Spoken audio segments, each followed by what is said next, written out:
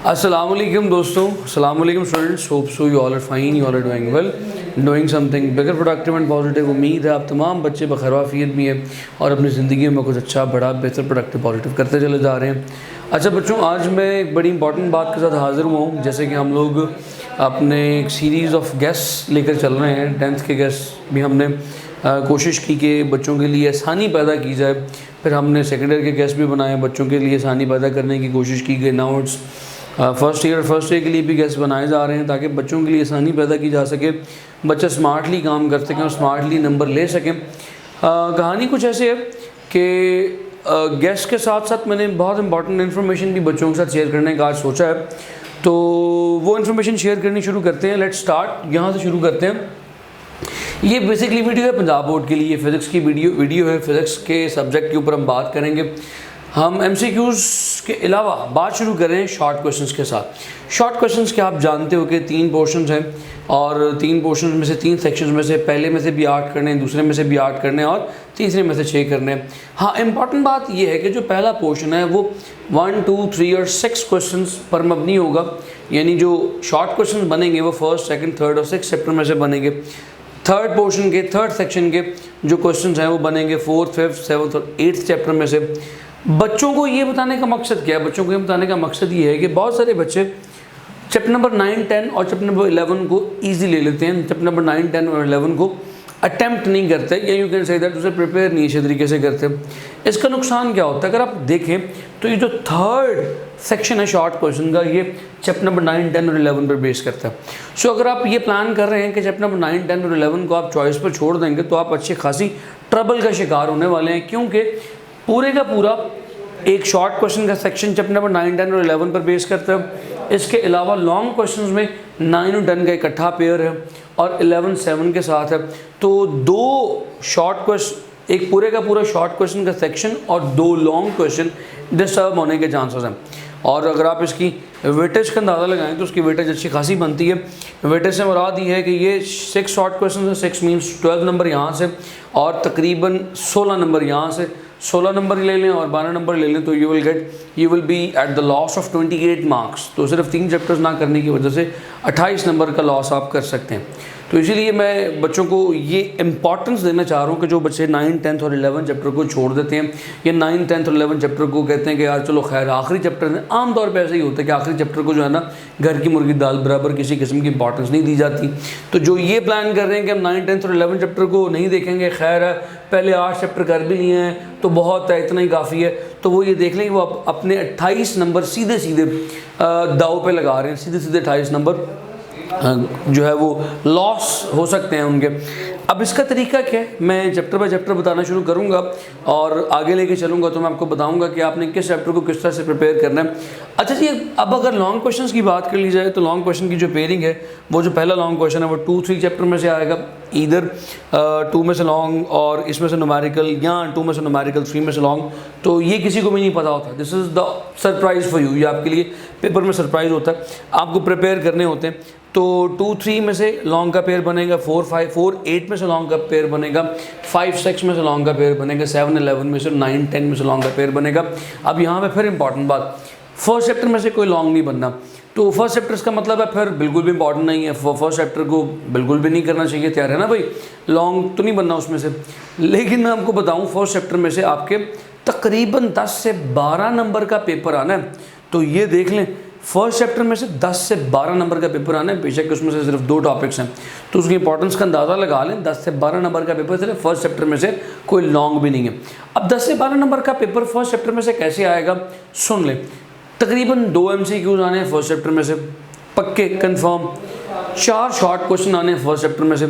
इसका मतलब है 4 short question means 8 marks for short question, और 2 MCQs 10 नंबर मैंने आपसे कहा था, 10 नंबर आपके सिर्फ फर्स्ट चैप्टर में से। यानी कि अगर आप फर्स्ट चैप्टर को शॉर्ट के एतबार से प्रिपेयर कर लें तो आपके 10 नंबर फर्स्ट चैप्टर में से ही पक्के हो सकते हैं। जब भी आप तैयारी करने के लिए बैठें तो स्मार्टली प्रिपरेशन करने के लिए बैठा करें, ताकि आप अपने नंबर को मैक्सिमम ग्रैब कर सकें, स्कोर कर सकें, ताकि फिर उसी बेस पे आपके आगे एडमिशन जाने।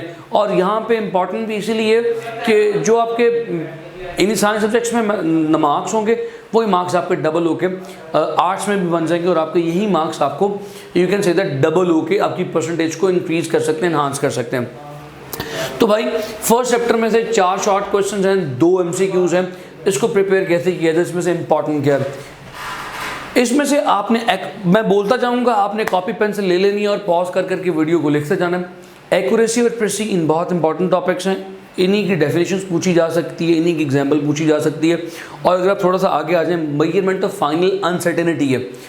अब measurement of uncertainty in final result का जो टॉपिक है, उसमें measurement of uncertainty in final result by addition भी है, सब्ट्रैक्शन भी है, मल्टीप्लिकेशन भी है, डिवीजन भी है, पावर रूल भी है और एवरेज के लिए भी है और टाइमिंग एक्सपेरिमेंट के लिए भी है। अभी जो मैंने 6 या 7 जुमले बोले आपके सामने, कौन कौन से, addition, subtraction, multiplication, division, power rule और फिर उसके बाद टाइमिंग एक्सपेरिमेंट और एवरेज, ये 5 रूल्स मैंने आपके सामने बोले। ये 5 रूल्स 5 अलग अलग शॉर्ट क्वेश्चंस हैं, तो इनकी प्लीज़ प्रिपरेशन कर लीजिएगा, ये पक्के आएंगे क्योंकि 4 शॉर्ट क्वेश्चंस आपको यूनिट नंबर 1 में से आने हैं। और 4 शॉर्ट क्वेश्चंस का मतलब ये हुआ कि इनमें से एक शॉर्ट क्वेश्चन हर किस्म के सोल्यूशन का, हर किस्म के लॉ का ज़रूर बनेगा। तो आपकी एग्जाम्पल्स किताब में दी गई है, इन्हें ज़रा देख लीजिएगा, इन्हीं की एग्जाम्पल्स आएंगी। एग्जाम्पल्स बहुत इंपॉर्टेंट है, example for addition subtraction, example for multiplication division, example for average experiment और एग्जाम्पल फॉर टाइमिंग एक्सपेरिमेंट और एग्जाम्पल फॉर पावर रूल, इनको ज़रूर देख लीजिएगा। बाकी एक्सरसाइज को ज़रूर प्रिपेयर कीजिएगा। एक्सरसाइज उसमें से मैं बिल्कुल भी इंपॉर्टेंट गैस नहीं दूंगा, एक्सरसाइज वो शर्त है, वो आपने करनी है। अगर आप चैप्टर नंबर 2 पे आ जाए तो चैप्टर नंबर 2 में से आपका जो पेपर है वो तकरीबन 8 नंबर का है, तो चैप्टर नंबर 2 की इंपॉर्टेंस भी बहुत ज़्यादा है। अब चैप्टर नंबर 2 में से आपने क्या क्या चीज़ें प्रिपेयर करनी है और किन किन चीज़ों को आप ईजी कर सकते हैं। ईजी का मतलब ये नहीं कि आपने वो छोड़ देनी है, इंपॉर्टेंट का मतलब ये होता है कि इनके आने के चांसेस ज़्यादा हैं। इंपॉर्टेंट का हरगिज़ मतलब ये नहीं होता कि यही आएगा। इंपॉर्टेंट का मतलब ये होता है कि आपने इन चीज़ों पर ज़रा ज़्यादा फोकस करना है। तो अब आपने इंपॉर्टेंट क्या क्या चीज़ें तैयार करनी है। अगर आप इंपॉर्टेंट देखें तो इसका सबसे पहला शॉर्ट क्वेश्चन जो बहुत इंपॉर्टेंट है, एक्सरसाइज की बात कर रहा हूँ ज़रा, तो उसमें what is the difference between position vector and unit vector, बहुत इंपॉर्टेंट है, इसे देख लीजिएगा। और अगर लॉन्ग के एतबार से बात की जाए तो इसमें पेज नंबर 28 पे आएँ, टॉपिक नंबर 2.2 है वेक्टर्स एडिशन में रेक्टेंगुलर कंपोनेंट, बहुत ज़्यादा इंपॉर्टेंट है। इसी के साथ ही पेज नंबर 31 पे देखें तो लॉन्ग क्वेश्चन के एतबार से आपका जो इंपॉर्टेंट टॉपिक है that is product of two vectors. Product of two vectors बहुत ज़्यादा इंपॉर्टेंट है, इसमें स्केलर प्रोडक्ट भी आता है, वेक्टर प्रोडक्ट भी आता है, लॉन्ग है, दोनों बहुत इंपॉर्टेंट है। देखें कितनी मज़े की बात है, जब आप product of two vectors long के लिए प्रिपेयर कर लेंगे ना तो आपके तमाम शॉर्ट प्रिपेयर हो जाएंगे। जैसे कि शॉर्ट कैसे प्रिपेयर होंगे, इसमें तो शॉर्ट बहुत इंपॉर्टेंट है। डॉट प्रोडक्ट मैक्सिमम कब है, डॉट प्रोडक्ट मिनिमम कब है, डॉट प्रोडक्ट की वैल्यू 0 कब है, डॉट प्रोडक्ट की वैल्यू नेगेटिव मैक्सिमम कब है, डॉट प्रोडक्ट नेगेटिव कब होता है। तो ये तमाम शॉर्ट क्वेश्चंस आपका एक लॉन्ग प्रिपेयर करने में चुटकी बजाती प्रिपेयर हो जाएंगे। इसी तरह जब आप क्रॉस प्रोडक्ट की बात करते हैं तो क्रॉस प्रोडक्ट मैक्सिमम कब होता है, क्रॉस प्रोडक्ट मिनिमम कब होता है, क्रॉस प्रोडक्ट की वैल्यू का सेल्फ स्क्वायर प्रोडक्ट कब होता है, पैरेलल के लिए क्या होता है, परपेंडिकुलर के लिए क्या होता है। तो आपके तमाम short questions as it is long prepare करते हुए प्रिपेयर हो जाएंगे। उसके बाद अगर आप आगे बढ़ें से तो एक टॉर्क के हवाले से एक टॉपिक है, टॉर्क का टॉपिक लॉन्ग के लिए बहुत इंपॉर्टेंट है। ये अगर आप चीज़ें प्रिपेयर कर लेंगे तो आपका सेकंड चैप्टर लॉन्ग और शॉर्ट के लिए अच्छी तरह प्रिपेयर हो जाएगा। न्यूमेरिकल्स सेकंड चैप्टर के लिए मार्क कर लीजिए, मैं भी आपको मार्क करवा देता हूँ। न्यूमेरिकल नंबर 3, 2.3 और 2.4, 2.5, 2.7 और 2.14, ये न्यूमेरिकल्स बहुत ज़्यादा इंपॉर्टेंट है लॉन्ग के पॉइंट ऑफ व्यू से। अगर आप में से कोई बच्चा ये सोच रहा है कि यार मैंने कोई न्यूमेरिकल ऐसा बताया कि जो स्मार्ट सिलेबस में मौजूद नहीं है, तो प्लीज़ एक बात जहन में रख लें, स्मार्ट सिलेबस का मतलब ये है कि ये जो स्मार्ट सिलेबस में सवाल लिखे हैं वो शामिल हैं, लेकिन वो सवाल जो कि स्मार्ट सिलेबस में टॉपिक से रेलिवेंट हैं, टॉपिक के साथ मेल खाते हैं, वो ज़रूर आ सकते हैं। तो मैंने वो तमाम सवाल आपसे शेयर किए हैं जो टॉपिक्स के साथ मेल खाते हैं, टॉपिक्स के साथ रेलिवेंट हैं। तो जो चीज़ें मैं आपको बताता जा रहा हूँ ये मुसद्दिक़ा चीज़ें हैं, ये तहकीक के बाद मैं आपके साथ शेयर कर रहा हूँ, अपने तजर्बे के साथ आपके साथ शेयर कर रहा हूँ। और पेपर भी इंशाल्लाह पूरी उम्मीद है मुझे कि ये चीज़ें प्रिपेयर करने के बाद पेपर आपके लिए बहुत ज़्यादा आसान होगा। एक दो बातें और मैं एग्जांपल्स भी साथ साथ बताता चाहूँगा। एग्जांपल्स के आने के चांसेस बहुत हैं क्योंकि इस बार एग्जांपल्स पेपर में बहुत ज़्यादा आ रही हैं। तो एग्जांपल्स अगर आप देखें तो एग्जांपल नंबर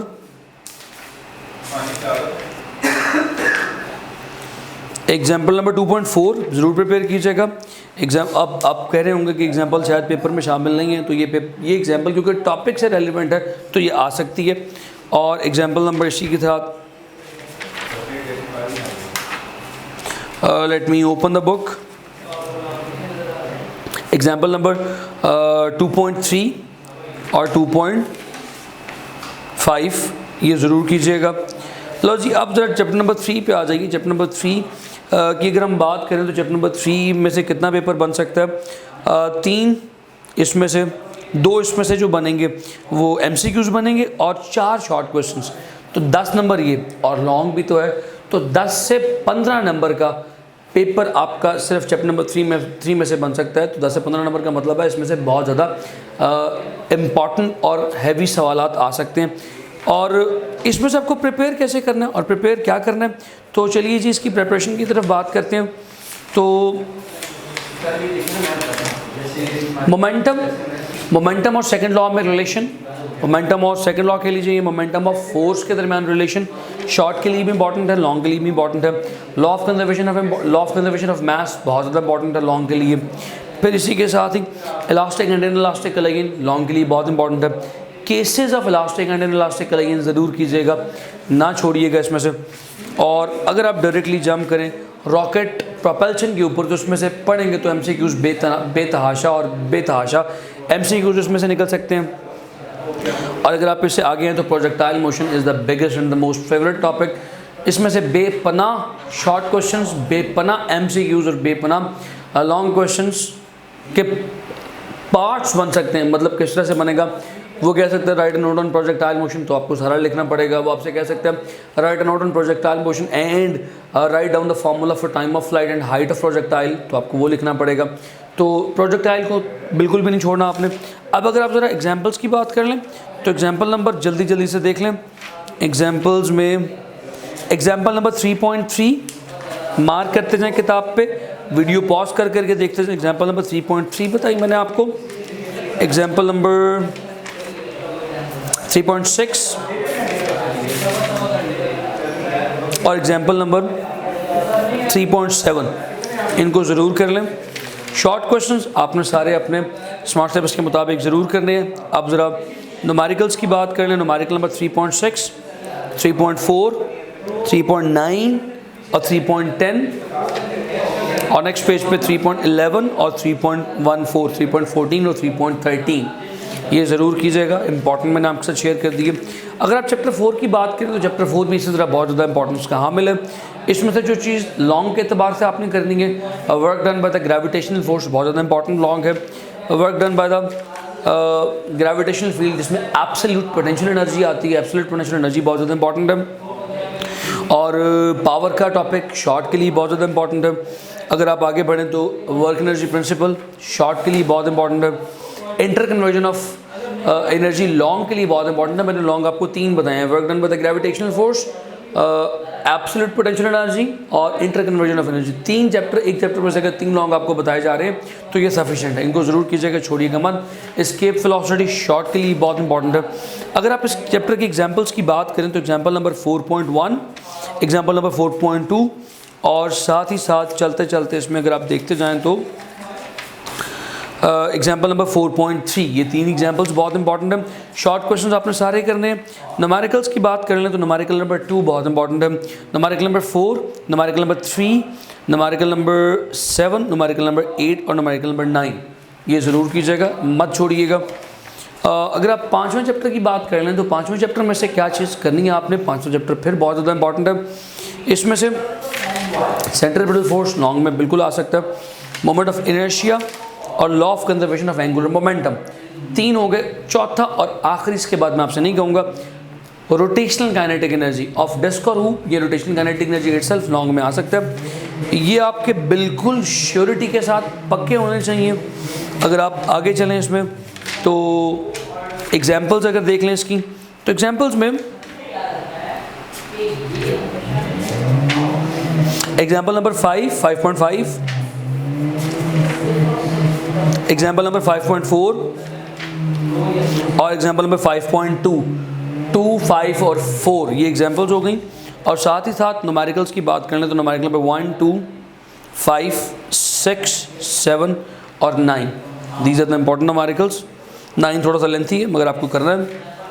6 चैप्टर की एतबार से अगर आप बात कर लें तो 6 चैप्टर में what is the scenario, 6 chapter के एतबार से देखें तो पहले 6 चैप्टर में से लॉन्ग नहीं बना करता था, लेकिन इस बार 6 चैप्टर का पेयर 5 के साथ बन रहा है, तो इस बार 6 में से लॉन्ग बन सकता है। क्योंकि 6 में से इस बार लॉन्ग बन सकता है तो terminal velocity, equation of continuity और बर्नौलीज इक्वेशन, ये 3 बहुत इंपॉर्टेंट लॉन्ग है।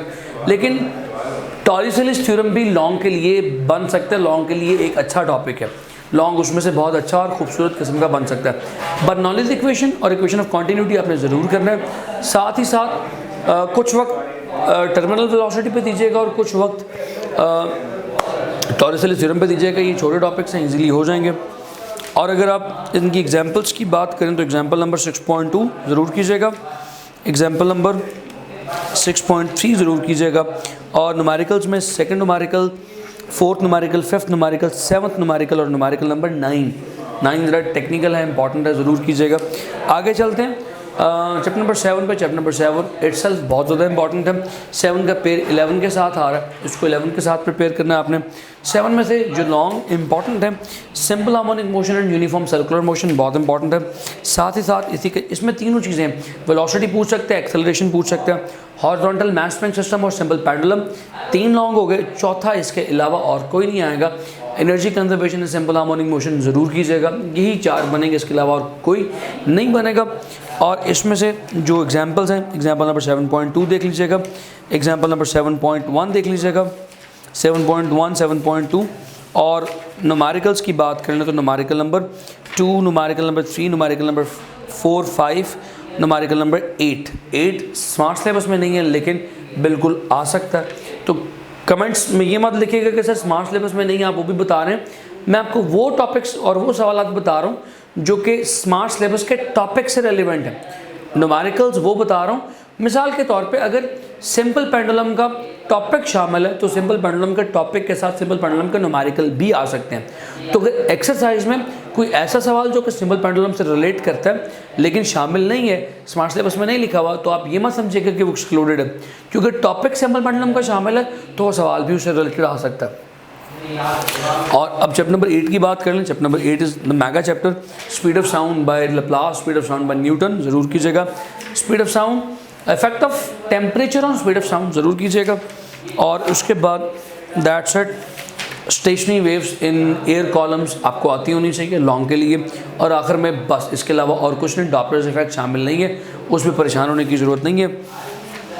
तो अगर आपने इसका